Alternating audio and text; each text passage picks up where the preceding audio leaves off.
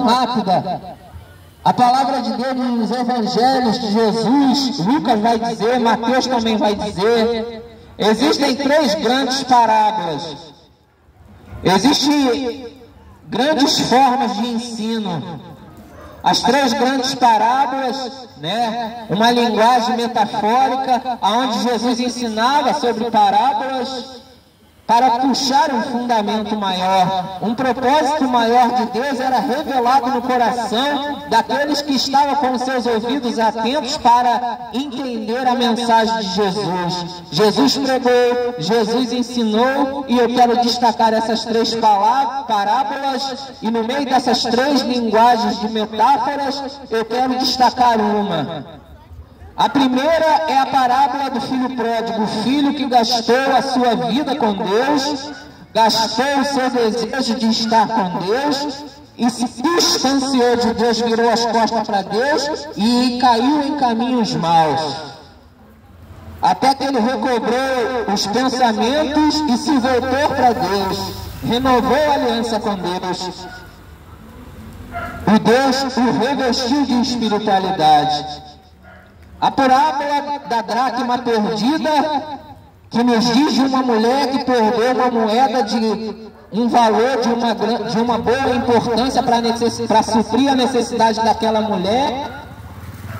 Aos afazeres do lar, ela arrumava a casa e ela foi e perdeu a moeda dela. No dia a dia, na correria da vida, nos cuidados da vida, ela deixou algo de valor se perder. De repente, a distração, a estima que você tem por algo, te tira o valor maior que você deve ter na sua vida, que é o valor da sua salvação, que é o valor da adoração a Deus, que é o valor de você buscar em Deus a paz em Cristo. Viver para a glória de Deus. Deus abençoe, meus irmãos, a paz. Então, neste momento, a palavra de Deus, eu quero aí para a verdade da parábola da ovelha perdida. Jesus, quando ele quis trazer a ideia da ovelha perdida, que se afastou de um pastor. O pastor levava pastos verdejantes, tinha comida, tinha saúde, tinha segurança, tinha proteção, até que ela se extraviou do caminho e se encontrou em estado de perdição. A ovelha por si só, ela não tem a direção certa das coisas. Por que Jesus usou essa linguagem de metáfora? Jesus trabalhou a cultura, os usos e costumes diários do cotidiano da vida daqueles judeus para explicar. Eles entendiam bem o que era ser pastor. Eu me recordo até de Davi, pastor de ovelhas, vivia no anonimato, passava as noites no frio, no relento, passava as noites debaixo de perigos com animais selvagens, para proteger um animal domesticável, as ovelhas. E aqui na parábola, Jesus ele fala do valor que se tinha a ovelha para aquele pastor. Aquele pastor tinha tanto amor pela ovelha perdida que ele deixou as 99 e foi atrás daquela que tinha se extraviado do caminho. Todavia, Jesus, quando ele fala isso, ele se demonstra como o melhor amigo que dá vida pelos outros amigos, e ele diz: eu sou o bom pastor que dou a vida pelas ovelhas. E aí a história de amor está estampada, o modelo de amor está na crucificação, o modelo de uma vida justa e irrepreensível está na forma que Jesus viveu sem se corromper, um pastor totalmente confiável. E aí eu vou no salmista que dizia que Deus é o meu pastor e nada me faltará, isto é, ainda que as dificuldades venham por faltas humanas, todavia nas forças de Deus, na forma que Deus apacenta, não vai faltar a presença do pastor como Deus, não vai faltar nada de Deus para você. Você pode estar no deserto, vai chegar o momento do dia mau, vai ter que enfrentar o diabo, vai ter que enfrentar, de repente, a escassez, mas a presença de Deus vai fazer o que é elementar, o que se destaca, o que é principal na sua vida, é fazer você continuar sendo um vencedor.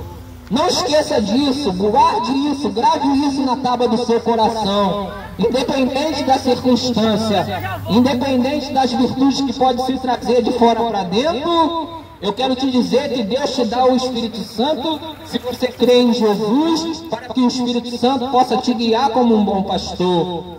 Assim como Jesus passou ensinos de amor, ensinos de livramento, ensinos de sabedoria, ensinos de uma vida com Deus, ensinos de como ser um salvo e ensinos como nesta parábola, ele como um bom pastor, ele deu a vida pelas ovelhas, começando pelas ovelhas perdidas de Israel e se achegando nos países adjacentes, os países em volta de Israel no Oriente Médio, indo por toda a Europa, Ásia, África e por toda a América Latina e América do Norte.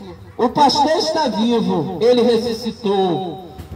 A vida dele é a maior inspiração que nós temos para confiarmos em alguém que é alguém singular, que é alguém único, que é o verdadeiro Deus, que é aquele que nos amou tanto a ponto de aceitar o sofrimento e aceitar enfrentar toda a ofensa que seria colocada na vida dele por amor de nós. Ele suportou os nossos pecados para nos perdoar, para que fôssemos aceitos diante do Pai.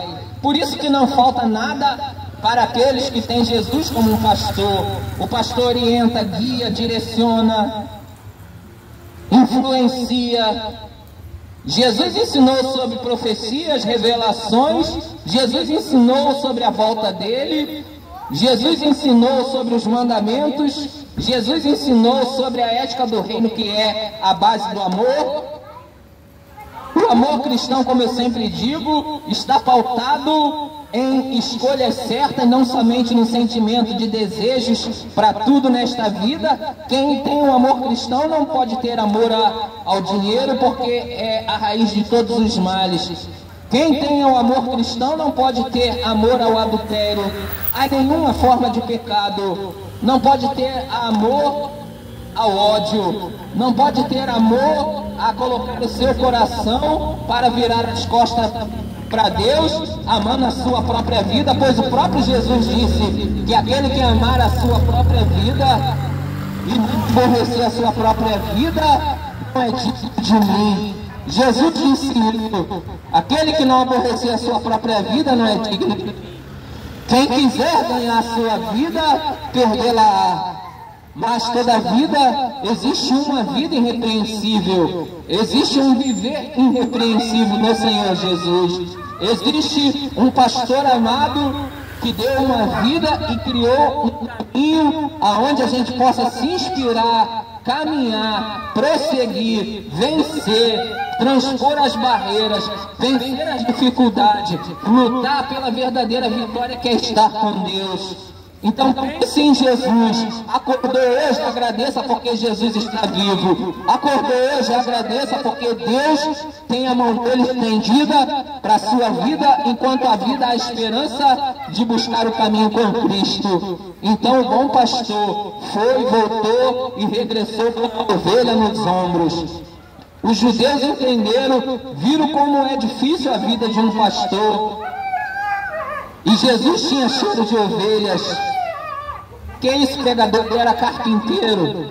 Eu quero te dizer espiritualmente que ele cuidou de todos os discípulos, de todos os filhos de Deus, de todos os filhos da fé.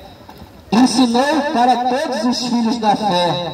Então pense nisso, reflita na pessoa do seu Salvador. Deseje morar no céu e habitar com Deus, porque esta vida vai passar, mas Jesus Cristo, como um bom pastor, deu a vida por você como ovelha dele. Então seja ovelha de Cristo, seja ovelha de Cristo. Procure uma igreja evangélica mais próxima da sua casa. Obedeça também os pastores na terra, porque Jesus levantou 12 apóstolos Com a exceção de Judas, que se extraviou do caminho, entrou o apóstolo Paulo e Israel foi apacentado pelos 12 apóstolos. Parte norte da África foi apacentado, cuidado, orientado, ensinado, recebeu a fé que revela o reino de Deus por meio da vida dos apóstolos. A parte também da Europa e da Ásia também recebeu assim a palavra de Deus e puderam ser apacentados. E a igreja está viva porque Deus levanta pastores e sustenta o nosso viver.